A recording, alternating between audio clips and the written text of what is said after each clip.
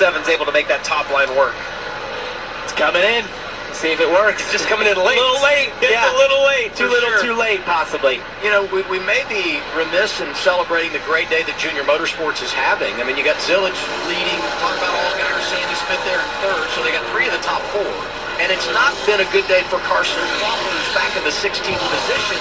But I just think about what JRM's been able to do on the intermediates this year. And the 2 wins for Allgaier. You got what Kyle Larson was able to do at Texas, so they've won 3 of the 4 races this year. They were really good at Charlotte. They have taken care of business. But this has been a Joe Gibbs racing track. And here we are getting late into this run, and the 20 of Brandon Jones starting to surface, putting the pressure on. He is, and this is exactly what Allgaier needs to have happen. That last lap, he was a half a second quicker than both these guys. I referenced he was 6 seconds back 2 laps ago. It's down to 4.8 this lap. He made up another half second. If this can run green and these guys race side by side for a little bit, you're going to see the 7th car of Allgaier come back into the picture. And they're catching up with some lap traffic as well, so a lot to navigate here. Potential green flag pit stop, racing for the lead, lap traffic. Here comes Brandon Jones. Shifting by the outside.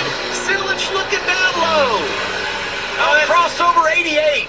This is exactly what Allgaier needs, because these guys race each other. It's fun for us to watch.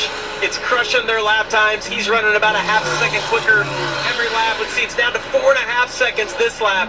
He is moving to the front really quick right now. And the more they run side by side, the more they're going to go here. Connor Zillage falls behind Brandon Jones, now tries to recover and figure out how maybe he could possibly make another run at Brandon Jones. And that pass, the way Brandon did it, drive the inside, sliding up. We've just seen it all day long. It has been the preferred way to gain position here today.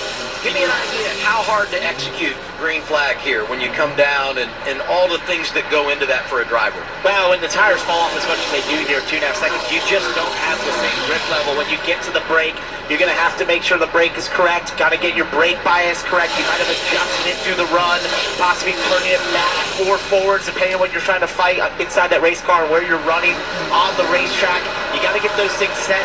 And we don't do them as often in the Xfinity Series every week. You know, there's certain races where there's no need for that green flag stop. The cautions fall. So you got to remember all those moments that you have done it, what it felt like. Wow. Zillage gets real loose trying to go the inside and use a reference point that hopefully in practice you referenced off of coming to pit road one time and know that's your braking point. It's also about notes. And if you've raced here a lot, you think about Brandon Jones as won here twice, you have notes. You have your braking points. If I did a green flag stop, you have a reference point on the track, and if it's a light or if it's a sign, you use that, and in your notes you'll say, listen, I could have maybe went just a little bit deeper. Maybe you don't try quite as hard. I think when it gets down to the end of these races, it depends on the gap you have. With this race that we have with Brandon Jones and Connor Zillage as close as they are, obviously you want to get all you can. If you have a 2 or 3 second lead, you don't push the issue getting to pit road quite as hard as you normally cycle. If probably gained a little bit there as well, so you have to look at the whole sequence and how that unfolded in terms of stop time, drive time down pit road and such, or maybe Justin Allgaier caught some traffic as he came back out there as well, just to have this massive gap between those two, because with him being early, you would have thought he made up a little time on the 20, but he was not able to. Yeah, and he would have made up 2 seconds. If the pit stop, getting on pit road is all even, the lap time is over 2 seconds quicker. So by the 7 pitting 1 lap earlier, he should have made up 2 seconds without a doubt, but it hasn't worked out that way as these guys run right now. Looks like Allgaier's actually lost a second. Dylan?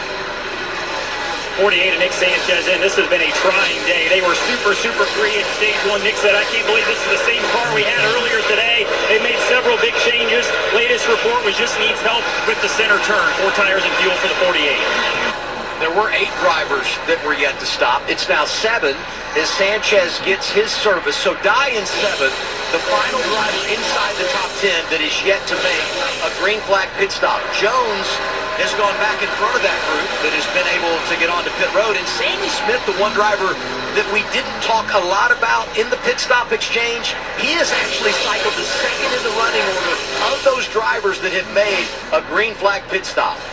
It worked out for him for sure in terms of that whole cycle there. Though a large margin to Brandon Jones. But now it really was the winner in all this was the leader, Brandon Jones, who's pitted there after reacting to Justin Allgaier, who was able to net a large margin to the 3 that were near him. Going to be 50 laps to go this time around. And again, we remind you, there's 7 drivers up front that are yet to make their pit stop. And once they get their service, it'll cycle back to Brandon Jones. Jones able to take care of business through the green flag cycle and actually pad his advantage. Here's playoff driver Harrison Burton getting his service. Dylan? Yeah, the first of one of the guys that ran a little bit longer than the rest of the leaders. Maybe a slow stop getting the right rear change. It looked like Harrison was reporting that he was plowing on corner exit. Super, super tight for the 25. Looks like maybe an air pressure adjustment. And slow on the left side. There's a chassis adjustment as well, but slow stop for the 25. Cam the ones in. Yeah, and man, they've been fighting balance gremlins all day. That started in practice. Did not like where they unloaded. Looked to make adjustments for the race. Have continued to battle balance problems all day long. Most recently, though, Carson telling his team, man, we're getting killed on entry. I'm free. Feels like I'm sliding all over the place as the team goes to work. They're making some adjustments on that one as they put in tires and fuel for Carson. You see the chassis right there. 3 drivers.